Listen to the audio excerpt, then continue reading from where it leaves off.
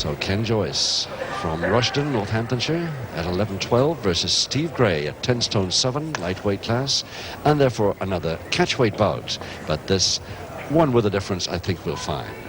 Second away, round 1. Ken Joyce, although he's a stone and 5 pounds heavier, he's going to find Steve Gray quite a handful because of his speed. Now the master, Ken Joyce, if he starts his trickery early, it's going to be really interesting to see how Steve Gray counters it. The trunks are not going to, color trunks are not going to give us much, but the white socks showing above Steve Gray's wrestling boots will help us in most shots, I think.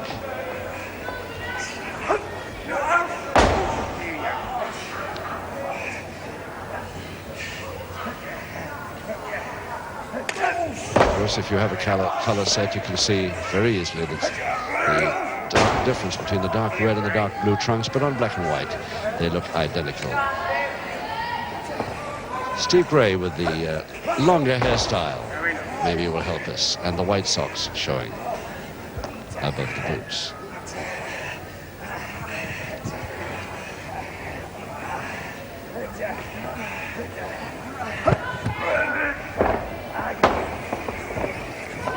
Still got it. No, he couldn't. After the 4th turn, he couldn't.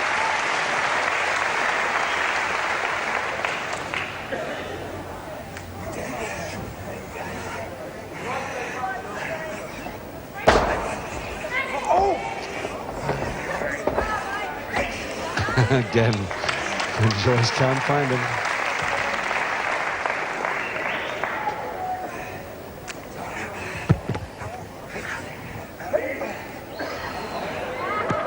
Well, we've got the full Nelson on. And Ken Joyce's counter was to go over the, tell him over the top, so he just climbs over the back. Now, can he do the same with Ken Joyce?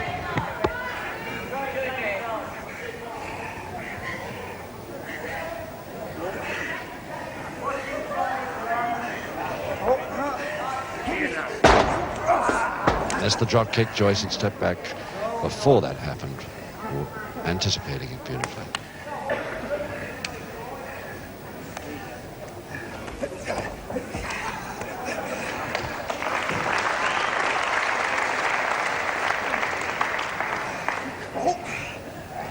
Unlock now to Ken Joyce. He's got to go with it, though. Dangerous form of counter attempt.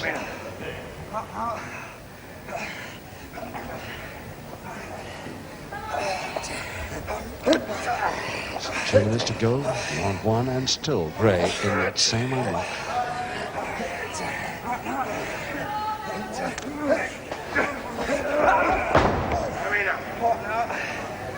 I'm afraid the only way to get out of it is to go right over the top. If Joyce gives him a chance.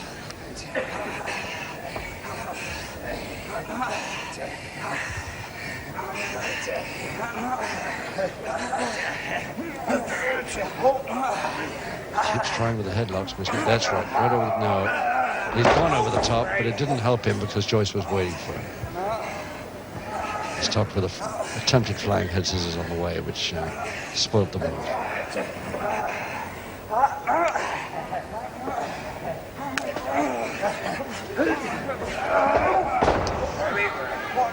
Just no way that Steve Gray can get out of this arm lock, as long as Ken Joyce doesn't want him to.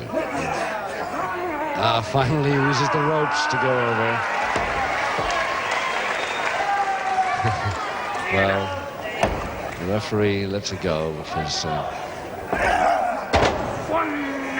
really what can you do? It's perfectly illegal, of course, to use the ropes to your advantage like that. Some even use the shoulder of the referee, pull him over to use his shoulder. All the way back to the reverse double leg Nelson.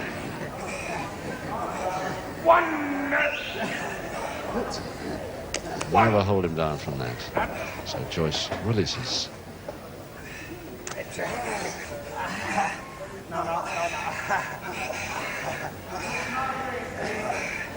10 seconds. The spread. Just for the trip. That's the only reason he wanted the spread. Right on the bell.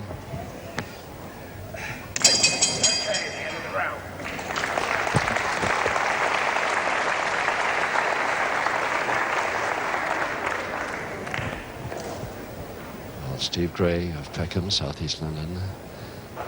The man who so many lightweights in his bracket reckon is probably one of the greatest potentials in the lightweight class today. 2 years amateur experience in Deptford, turned pro in 1970, boxed as a schoolboy. His father, of course, was a well-known lightweight boxer whose ring name was Fred Stein. And his ambition is still about with the lightweight champion of the world, George Kidd. Seconds away, round 2. Round 2, 5 to go, 1-4 decides it. Ken Joyce again comes into the attack on that Steve Gray left arm. But this time, not with an arm lock. He's holding the lever against the joint.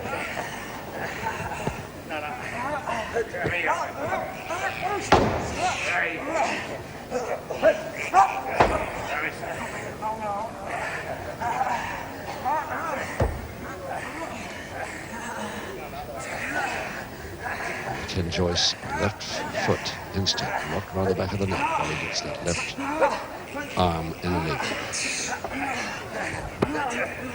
There's a counter. Gray, attempted counter by Gray. Now he's got 3 of the whole thing. A perfect escape there. Just with the aid of that right foot of his.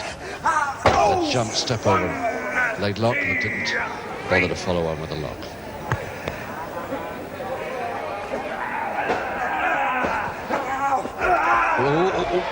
Mistimed it, spin it over the top. Joyce folding press, but can't hold it. Or can he? Double knee again.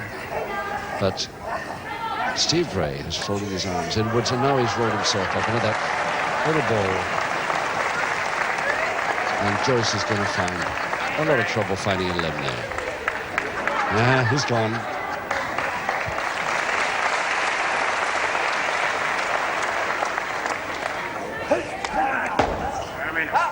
Double interlock to a double-handed toe hold by Joyce.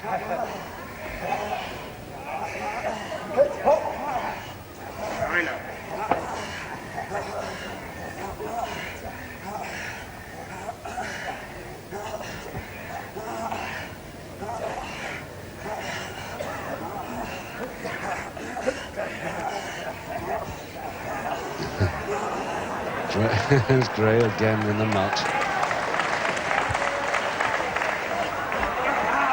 But out of it nicely now.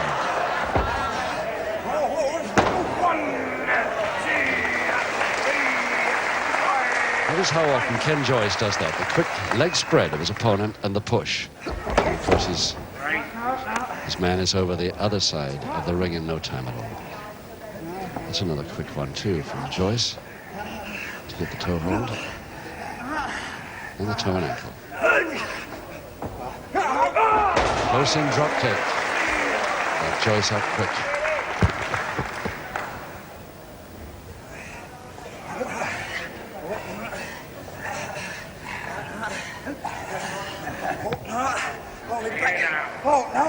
Well, double arm with the, not really a backbreaker because the feet are free. No, not this one though. Oh, Christ. And the body scissors finish.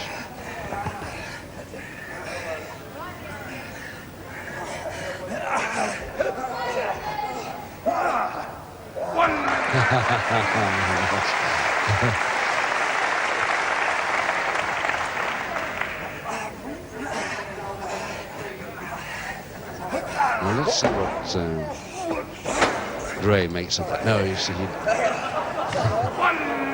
he tried the same move as Joyce, but it didn't quite work somehow. But this one he is good at. Joyce has not found the answer to this at all.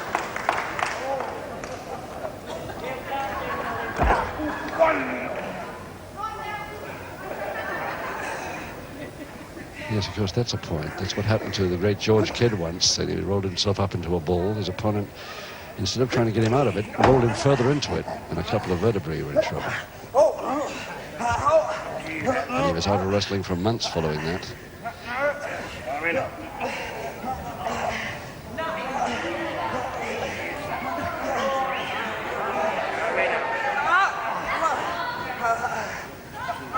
Still the body scissors by Gray, but still the backbreaker by Joyce. Trying to get the bridge going.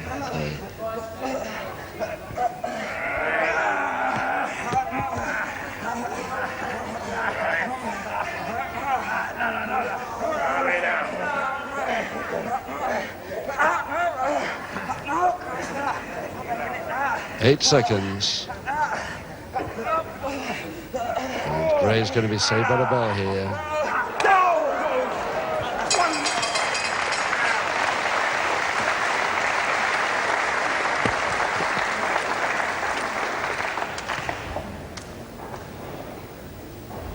Ken Joyce had him in a really good backbreaker there, but he wasn't. His opponent wasn't saved by the bell. Joyce had him there, but his opponent managed to just get out in the few seconds before the bell. Ken and his brother Doug, of course, both steeped in the knowledge of and tradition of wrestling.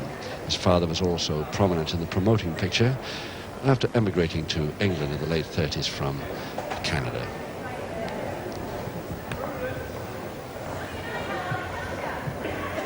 Seconds away, round 3.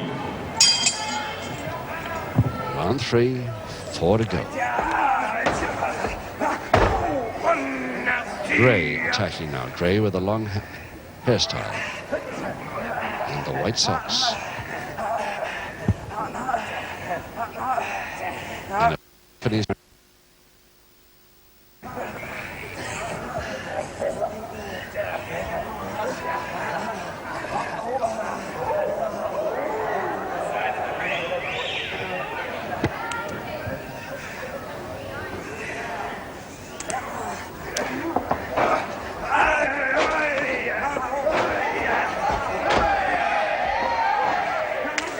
Mistimed it. Gray mistimed it, but Joyce may not have with that double arm. No, still Gray out. Completes the roll.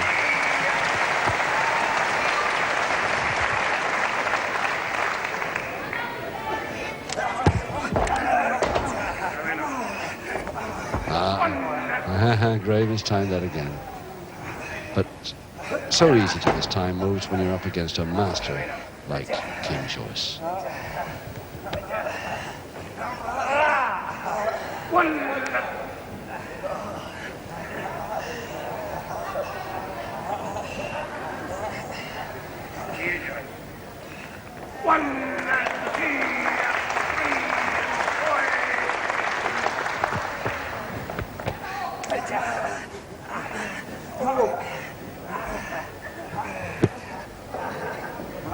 It's the Gray feet that is going behind the knees of Joyce as he's pulled up,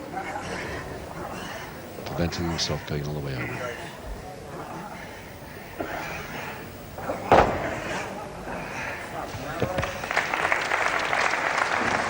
Joyce showing he's pretty quick on the escape moves too.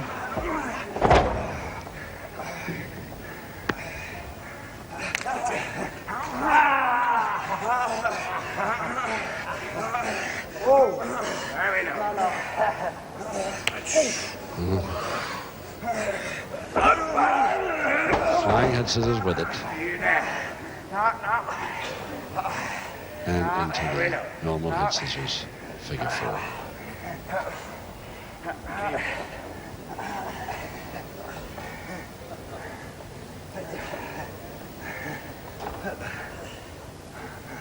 Well, this packed crowd, dead quiet, but just having a look around just a second ago, and there's hardly a single pair of eyes off the ring. They just spellbound by this tremendous style of both these men, especially King Joyce, of course. A couple of minutes to go in the third. First 4 decides. And the only time they make a sound at all What you notice is appreciative applause. For Nelson now, attempt for Nelson by Joyce.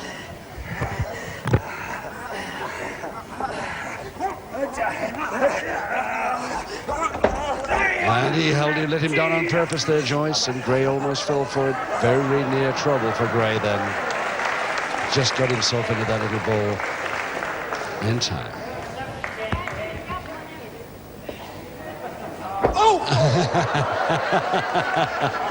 Well, that's another way. Oh, that is another way. That'll make Gray think twice before he gets rolled up in that ball again.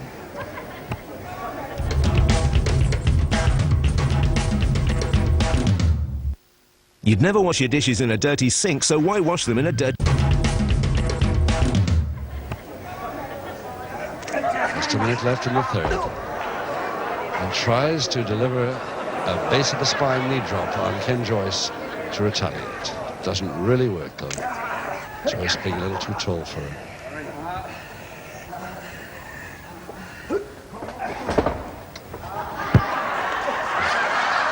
Oh, try that sort of cocky stuff with Ken Joyce and you will be in trouble, Steve Gray.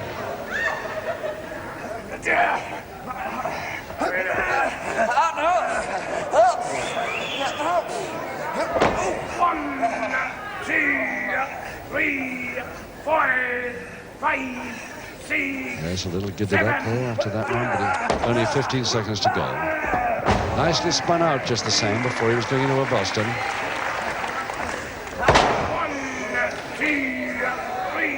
Neither of them need worry this round.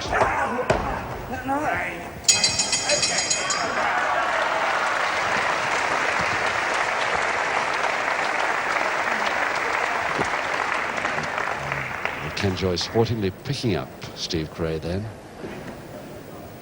despite the fact that the bell went at exactly the wrong moment for him. Steve Gray over in his opposite corner to see if he's sweating the amount that Joyce is. There he is, not quite so much.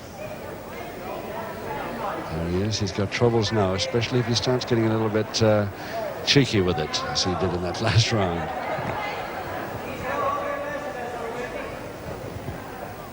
Away, round 4. Round 4, 3 rounds to go. No score, of course, because one fall decides this bout. Joyce versus Gray. Gray with a long hairstyle and the white socks showing. Respect, there he is on the right of the picture now.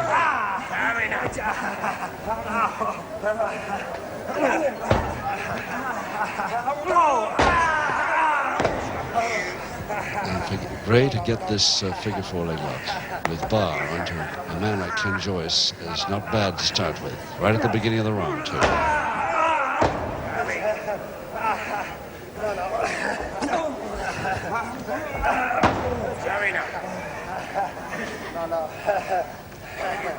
Next ward poised, ready to start the pinfall countdown.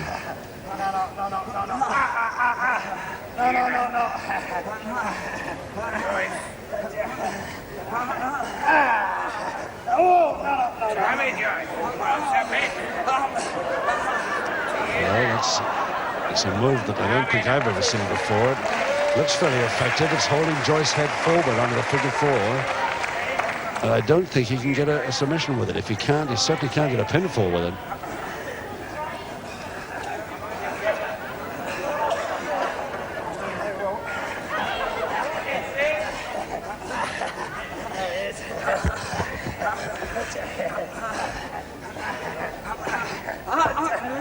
Anyway, Joyce finally out, and he's got a chance there for a Boston. No, didn't take it. Goes for the figure 4 leg lock instead. But this time, no bar through. And Gray escaping effectively. So Joyce often does that trick just as his opponent is sending him for a post.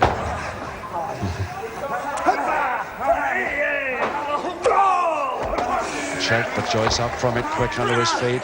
And, pile driver, pile driver, fast pile driver, and a follow down reverse double knee hole, in trouble for Gray as the experience once again takes over towards the end and wins with the one fall that's necessary. Ken Joyce in the fourth, Bobby Palmer to announce that win. Ladies and gentlemen, round